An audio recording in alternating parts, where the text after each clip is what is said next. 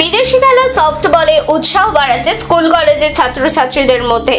Cricket, football এই খেলা কম বেশি সবাই খেলে, কিন্তু কোথাও গিয়ে মানুষ নতুনত্বের খোঁজ করে।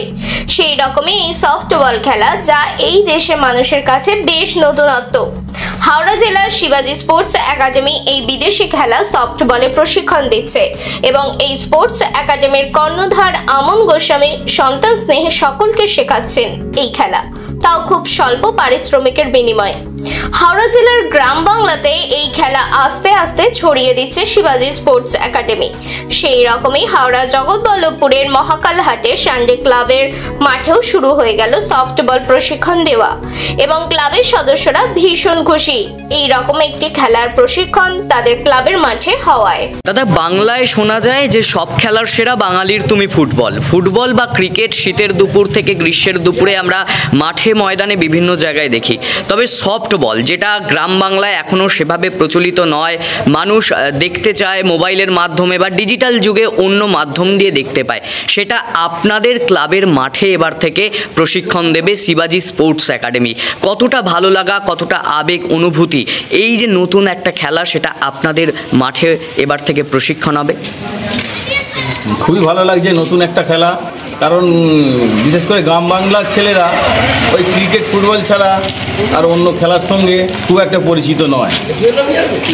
কারণ বর্তমান যুগে বা বর্তমান সময়ে এখনকার বাল্য সমাজ থেকে যুব সমাজ সবাই মোবাইলে আসক্ত।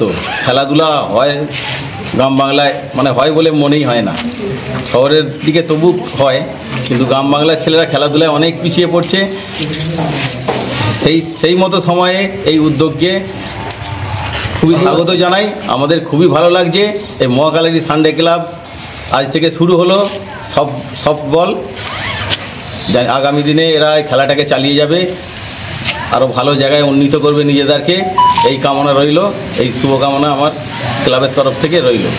এই স্পোর্টস একাডেমি এখানে প্রশিক্ষণ দেবে, দেখা গেছে যে তাদের স্পোর্টস একাডেমি থেকেই কেউ ন্যাশনাল খেলেছে, সেদিক থেকে এই রকম একটা প্রশিক্ষণ কেন্দ্র আপনাদের এখানে প্রশিক্ষণ দেবে, তো সেদিক থেকে কতটা মনে করছেন যে আপনাদের এলাকার ছেলেরাও হয়তো একদিন সেই ন্যাশনাল খেলতে পারে?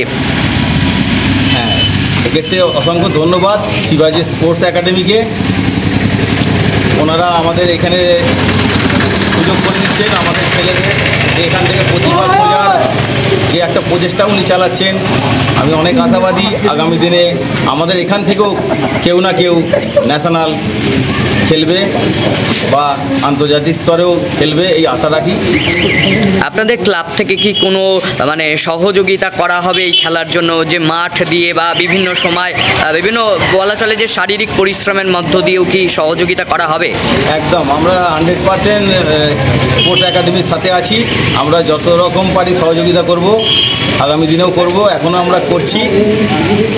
যত রকম সাহায্য চাইবেন আমরা চেষ্টা করব সহযোগিতা করার।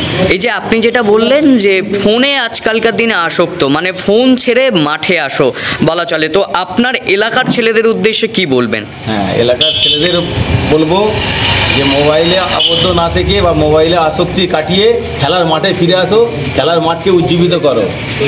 এবং স্বামী বিবেকানন্দ বলে গিয়েছিলেন যে ধর্মগ্রন্থ পাঠ করার চেয়ে মাঠে খেলাধুলা করা অনেক ভালো। আশা করছি এখনকার যুগের ছেলেরা খেলাধুলাকে আরও পথে করে এগিয়ে চলবে, পড়াশোনার সাথে সাথে আরও নিজেকে উন্নীত করবে এবং একটু ভালো জায়গায় নিজেকে প্রতিষ্ঠিত করবে, এটাই আমার কামনা রইল। আপনার নাম, আপনার পরিচয়? আমার নাম রাজকুমার কোলে, সভাপতি মহাকালহাটি সানডে ক্লাব।